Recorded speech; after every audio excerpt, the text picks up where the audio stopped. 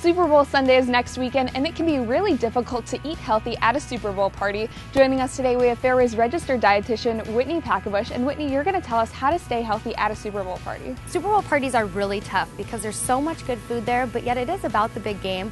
So you want to make sure you have a nice balance of indulging in things that you don't get all the time while still enjoying the game. And I know that if you host the party, you have more say of what goes into your food. You have complete control if you're hosting the party, but I don't know of any host that's going to tell you that they don't want extra help, for you to bring an extra dish. And then that leaves that option open to you, that you can really bring whatever you like that fits into your lifestyle.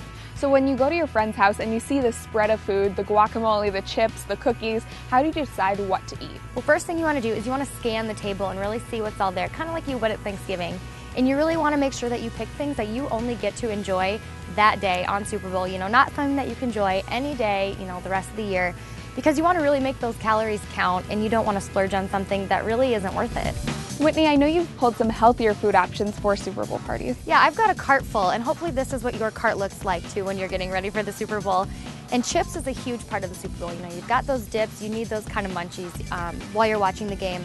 And I like the baked chips, but really what you want to look for on the chips is you want to be careful of the sodium content. And these baked Lays have 135 milligrams, which is a lot lower than the traditional potato chip. And that's what you're looking for. You want the sodium down, and then you also want to look for things that you can use for your dips that are natural whole grains. So something like a Triscuit, when you flip it over and look at the ingredients, it says whole grain soft white winter wheat as the very first ingredient. And you want to look for, on the ingredients list, something that says whole grain, whole wheat, multi-grain.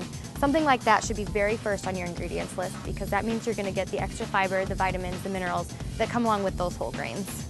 And another great option for dips when you're trying to eat healthy is using vegetables for them. Using fresh vegetables is a great idea, and if you get something like this that's already cut up for you, the work is already done. All you have to do is open it, and you can dip those in salsa and hummus, any of your favorite dips, and then you get those veggie servings in there too.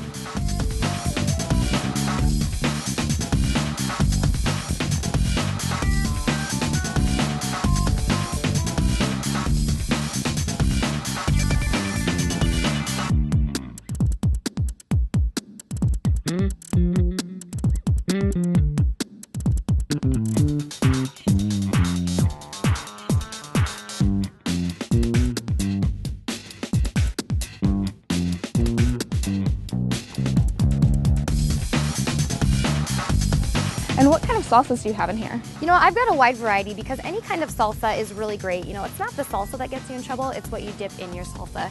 So any kind you like. I've even got a green salsa in here. These are all so low in calories, and they can really be added to anything to add a lot of flavor and moisture.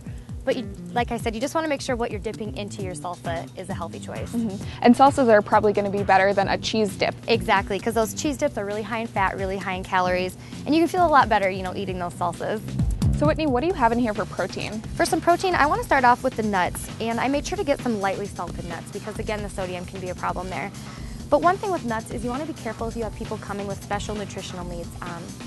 Try to be aware if you have friends that are allergic to nuts, if they're following gluten-free, if they're vegetarians, and just try to have some options that really fit into all those lifestyles. And the fresh fruits and vegetables are really a standard, for most of those lifestyles, so that's always a good thing to have. Another Super Bowl staple that you have in here is meat. That's right. A lot of people are making chili, making tacos, and you just want to make sure you're looking for a lean meat, a really lean ground beef, really lean cuts of beef and pork. So that way, you don't add all that extra fat right there in your protein.